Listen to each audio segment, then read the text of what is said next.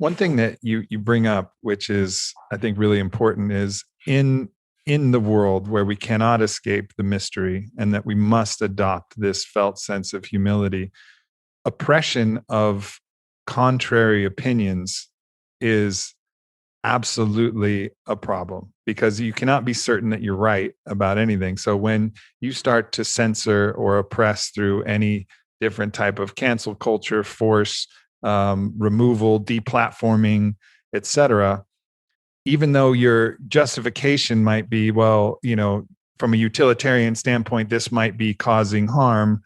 The fact that you can't be certain about whether you're right, especially when you're dealing with a hyperobject like the interaction of a virus, which we know very little about, with the most complex organism, you could argue, on the entire planet, which is a human being, which is in itself a hyperobject, the unknowable. You can't start censoring people, deplatforming them because you think you're doing the right thing.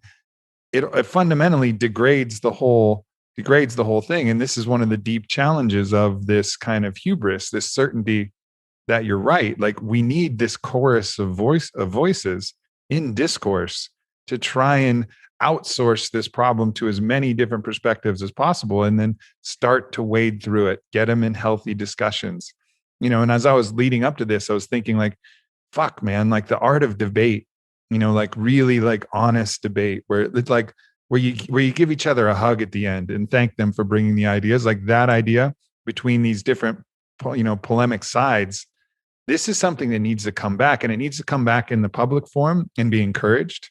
Like, great, wow, this is an interesting contrary opinion that you have, Dr. Thomas Cowan.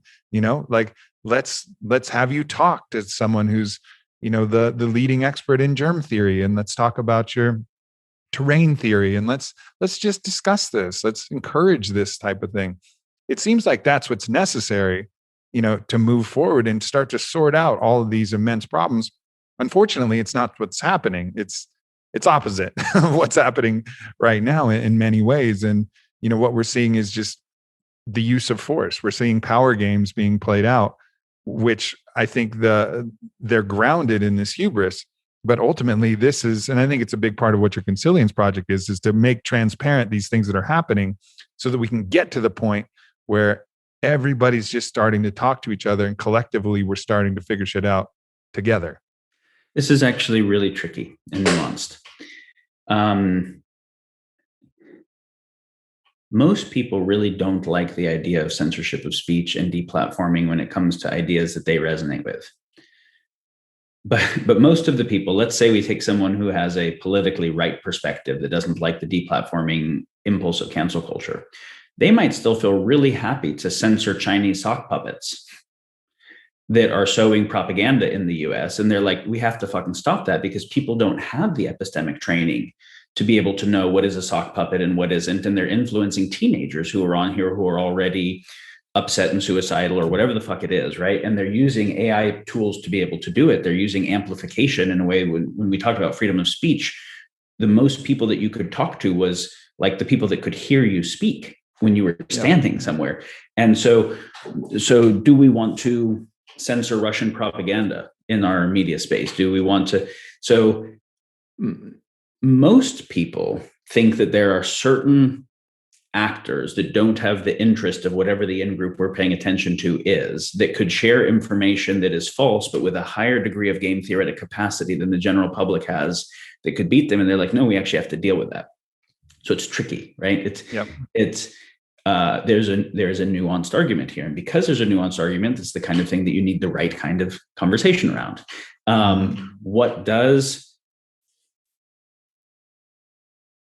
When we talk about free speech, a right, what is the responsibility that's associated with a right? And what does that look like in the digital amplification age? And then when the AI optimization algorithms take whatever the stickiest shit is and optimize it for people who've already been trained for a whole life of addictive susceptibility, who will then go act on that consequentially, I can put out something that is almost tailor engineered to fuck people up psychologically, and it will work across this AI kind of thing. Is that a good thing? Should we just allow all of that? Well, then, no, we'll stop that. Well, who is the we that we trust to adjudicate what is true? because any power that can adjudicate what is true, if captured, would be the most powerfully bad force. This is why this is tricky, right? And this is why we have to rethink, okay, in the digital AI empowered, et cetera world, we have to rethink some of these things. So what are fundamentals? Rights and responsibilities being paired is an important concept. If I have a right and no responsibility that's associated, you get certain kinds of entitlement and tragedy of the commons issues. No one is responsible to mediate that, which is, well, who gives you the right? Where the fuck does the right come from? Who's tending to and moderating that if I'm not willing to take any responsibility for it? In democracies, we can vote ourselves rights that we're not willing to take responsibility for, and the thing starts to decay. So, okay, if I have responsibilities and I don't have rights that are attached, that's some kind of servitude. So there's a way that those have to be held together, right? And different cultures could do it differently, but just like there's a dialectic between traditionalism and progressivism, a dialectic between individualism and collectivism, there's a dialectic between rights and responsibilities that has to be thought about well. Yeah. And you can fall off on either side of that thing real easy. Now, just like there's epistemic hubris, there's moral hubris, right? I'm so certain that my moral position is right that I'll fight a holy war over it. And there are modern online versions of holy wars associated with new ideologies that are kind of like, that have religious like elements, belief, in-group, etc., proselytizing. So there is a need for both. And this is so interesting. You were mentioning earlier epistemic hubris and epistemic nihilism. There's this very sad phenomena where a lot of people go from epistemic hubris, where like they have a not well considered position on something. They think it's well considered because they watch 10 YouTube videos. And they have no idea how much that they don't actually know about it. So there's a Dunning-Kruger effect waiting to happen. This person is actually literally wearing a shirt right now that says "because science." Period. Like I've actually seen that shirt. Because science. Period. Where they're so certain that the science that whatever they're talking about is so right that they're just proclaiming it. In this. It can go both sides, right? There's a because science, and then there's also because religion and because Q said so. Of course. Of course. And so it's, of course. What is the thing that I think gives me the certainty and authority that I can defer to in this way? And things are complex. I want certainty. I don't want to do the hard work. So I want to cognitively offload somewhere. Well, that's then very useful for anyone who wants power, because they're like, oh, these people want to cognitively offload. I'll tell them what's true. And now you have a power game for being able to share versions of truth that have economic and political advantage to somebody. So this question of a trusted institution, well, what would be the basis of warranted trust? How do I know if I can trust this fucking thing? What is the oversight process, and what are the capacities that people have to oversight it properly? Can I oversight something where I don't understand the technical details of it? These are good and important questions and things that we have to develop, because we do need to develop a certain capacity for shared sense making if we're going to do shared choice making. And if we don't do shared choice making, then we're fucked. Then we won't. Then China will do shared choice making because it just says everyone will sense make the same way because of dictate. And Sesame Credit will ensure they don't do anything else. And a IoT surveillance system will make sure they don't, because of anyone else, they don't think anything else or act on it. And we don't have term limits, so we don't have to worry about 4 years doing one thing and then the other 4 years undoing whatever was done in those years, most of the energy just going into campaigning. We don't have internal parties that are just using up most of the energy of the country wasted as heat, right? So they can actually build high-speed trains all around the world. And the US hasn't built one in our own country. You're like, that's not a good sign. That's not a good, it's a good sign for them, a better capacity to actually do real shit, right? To coordinate towards some real important things. They lifted 300 million people out of poverty in a fairly short period of time. Like nobody else done that kind of thing. So you're like, oh, autocracy is actually quite effective. And high-tech empowered autocracy is something the world has never seen. The world has never seen a Sesame Credit, IoT, AI empowered autocracy. That's an interesting proposition of what that thing could be. Well, that's going to beat an open society if the open society is spending all its energy fighting with itself. Yeah. And the left and the right spend most of their energy fighting each other. You spend 4 years doing something, 4 years undoing it, because the term limit, no one even thinks about a 30-year plan for anything. Because I'm not going to get reelected if the shit that I do doesn't show up in the 4 years of that time. So the short-term orientation and the internal infighting, we just lose, right? So technologically empowered autocracy runs the 21st century, unless you can get an open society to coordinate more effectively than an autocracy can. How the fuck do you get an open society with lots of people to coordinate more effectively? This is the societies end up failing on either the direction of chaos or oppression, right? I can say, well, the people think different stuff. They have different life experiences. They have different beliefs. They want different stuff. They aren't that connected to wanting to make sacrifices for people they don't know. The tribal thing worked because you knew everybody in that tribe. Your life depended on them. There were only 150 people, but this is huge numbers of anonymous people. And fuck those people in that state I've never been to, or whatever it is, right? So how do I bind those people together when there's so little basis for binding and so much energy for cleaving? And so,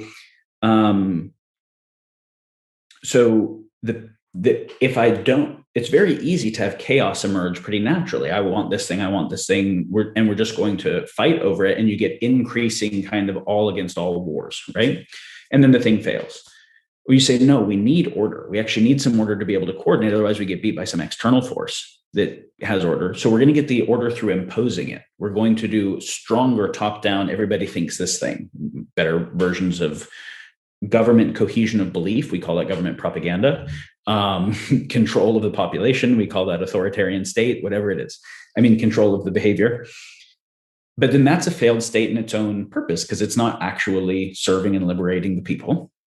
And as a result, it ends up getting a homogeny of thinking, which doesn't have the creativity to actually innovate for new problems in the world, and usually fails for those reasons, and doesn't have a high enough collective intelligence because of it doing that homogenizing thing. So what we need is order that is not imposed. So we don't fail on the chaos side or the oppression side. How do we get emergent order? Well, if the order is to be emergent rather than imposed, it means everybody has to be able to make sense of the world similarly, and has to be able to reason about not just what is, but what ought. So ethics and morals similarly, and have enough respect for each other that you have a conversation where you want to hear what other people think. And you don't want to just beat them and then think that they don't exist and they're not going to come back. There's a short-sightedness of these cultural arms races and political arms races. We beat them and now we won for a minute, right? And then they up the ante and come back. If they don't go away, if you don't get the other people off the planet, then it's von Clausewitz said, war is politics by other means, but politics is the way that we get to actually avoid war, right? So if I want to avoid war of some kind, how do we coordinate, especially when there's forced coordination occurring through technologically empowered autocracy? So now this comes back to your point about dissenting views.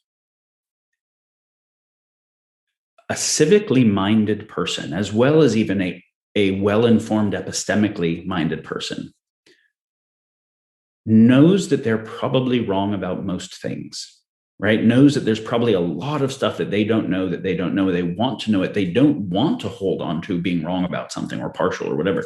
They also don't want to hold a view that is going to polarize a lot of the population against them, because that they should cooperate with, where it would be better to cooperate with them if you really do long-term thinking on what not cooperating looks like. So I want to seek to understand what other people are thinking, both what they value and their understanding of the world. And we want to try to create a situation in which we can synthesize our sense making of what is. And we can identify, okay, so in this particular situation, you're saying no to this climate change policy or whatever. And it's not because you hate the environment and want to fuck the environment. It's because you think that this particular policy is going to damage GDP for the US. China's not going to agree to it, and it's going to cede the 21st century to technologically empowered autocracy. What you really want is the protection of open society. So you're looking at climate change through the lens of liberty. Liberty is a valuable thing. I'm actually down with that. I'm looking at environment. You can't care about the environment in this way. You can't even believe the science or look at it, and your lack of belief doesn't have to do with looking at it, because you think my solution equals something that will destroy liberty. But otherwise, you actually also would care about the environment. You prefer clean air and a world that isn't destroyed through excessive natural disasters.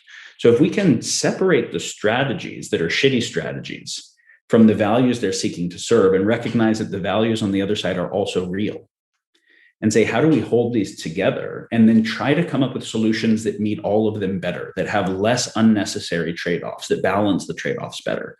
Then we stop driving unnecessary polarization.